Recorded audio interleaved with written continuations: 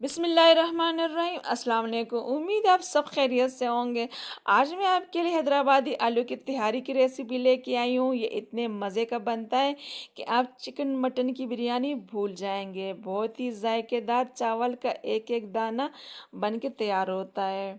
ये इतने लजीज बनते हैं ना कि एक दफ़ा आप इसको बनाओगे तो इंशाल्लाह ये मेरी गारंटी है कि आप इसको बार बार बनाना चाहोगे। तो चलिए देखते हैं कि किस तरीके से हमने इतना लजीज और इतने जायकेदार आलू की तैयारी बनाई है। तो चलिए शुरू करते हैं। बिस्मिल्लाहिर्रहमानिर्रहीम।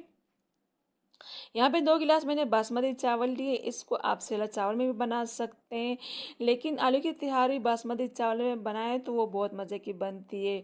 इसको अच्छी तरह साफ़ कर लेते हैं और फिर 2 से 3 दफ़ा खुले पानी इसको धो के आधे घंटे के लिए भिगोने के लिए रख देते हैं। आपने लाजमी आधा घंटे इसको देना है। इससे हमारे जो चावल है ना वो अच्छी तरह खिल के बन के तैयार होते हैं। तो अब इसको साइड पे रख देते हैं और पतीले को चूल्हे पे रख देते हैं। तो आधा कप से मैंने थोड़ा ज़्यादा ऑयल लिए। ऑयल का इस्तेमाल आपने थोड़ा ज़्यादा करना है। इससे ये होगा कि हमारी तिहारी बहुत ही खिली हुई बन के तैयार होती है, चावल आपस में चिपकते नहीं है। इसमें कुछ खड़े मसाले जाएंगे जो कि यूँ हैं।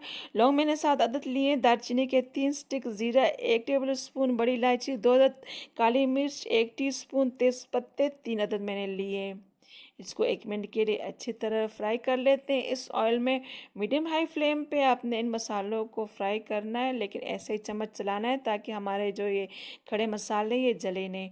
तो जैसे ये थोड़े से चटक जाए तो इसमें प्याज शामिल कर देते हैं। 2 मैंने बड़े साइज़ के प्याज लिए थे, वो डाल दिए। तो बस इसको बहुत ज़्यादा आपने फ्राई नहीं करना, बस थोड़ा सा इसका कलर जो है ना चेंज हो जाए और ये नरम हो जाए। इससे जो है ना आपने इसका कलर डार्क नहीं करना इसी स्टेज पे, क्योंकि इसके साथ हम अभी आलू भी शामिल करेंगे ना। तो यहाँ पे मैंने 4 अदद आलू लिए थे और इसको मैंने लंबाई में काट के शामिल किया है।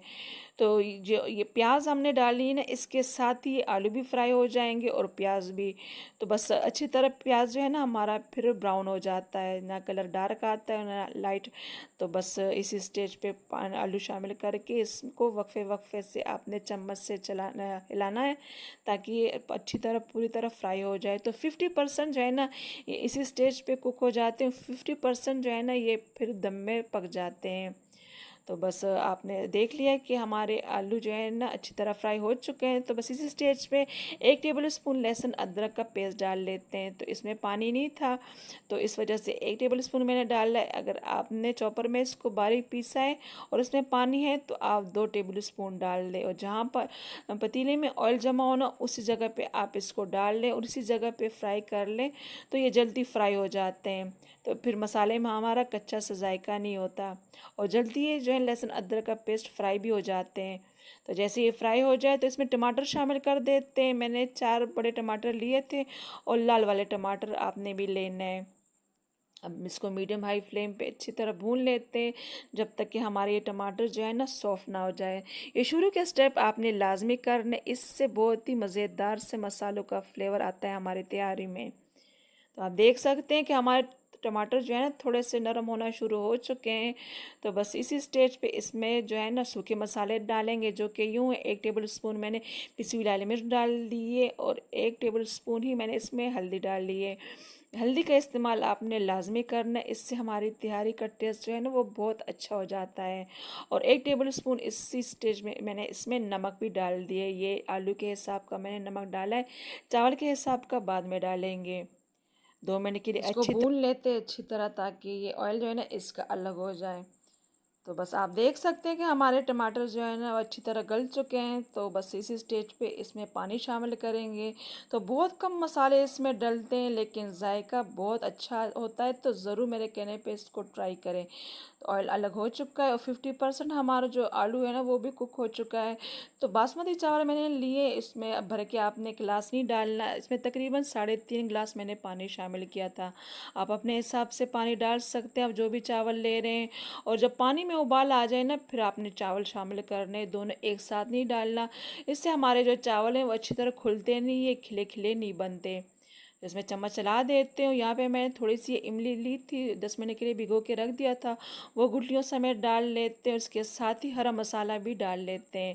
तो यहाँ पे मैंने पुदीने के चंद पत्ते लिए थे, हरा धनिया लिया था और चंद हरी मिर्चें ली थी, वो भी शामिल कर देते हैं। इसमें चम्मच चला देते हैं। इसके साथ ही यहाँ पे इसका जो नमक है ना वो शामिल कर देते हैं। जो चावल के हिस्से का नमक रह गया था ना वो टेबल स्पून डाल देते हैं। तो आपने ख़ास ध्यान रखना है क्योंकि हमने इसमें इमली भी शामिल की है तो उसमें भी खटाई सी होती है। तो आप चेक कर लीजिएगा कि पानी में जो हमने अभी ये नमक डाला है ये पूरा है या नहीं है। अगर कम है तो आप इसमें थोड़ा सा और डाल सकते हैं। मेरे हिसाब से तो बिल्कुल सही था। इस पर ढक्कन रख देते हैं मीडियम हाई फ्लेम पे। तो बस जैसे ही इसमें ऐसे बुलबुले आ जाएं तो बस इसमें हल्के हाथ से चम्मच चला देंगे, लेकिन उससे पहले आधा टीस्पून गरम मसाला डाल लेते हैं। इससे भी हमारी तिहारी का जो टेस्ट है वो बहुत अच्छा हो जाता है। और तेज़ तेज़ आपने चम्मच नहीं चलाना, बस अच्छी तरह इसको मिक्स कर लेते हैं क्योंकि मसाले जो है ना एक साइड पे आ जाते हैं। तो इसको ऐसे खोल देते हैं और फ्लेम को दम वाला कर देते हैं। इसको 10 से 12 मिनट की रख देते हैं, लेकिन ढक्कन पे आपने कपड़ा नहीं लगाना क्योंकि ये बासमती चावल है तो ये जल्दी कुक होते हैं।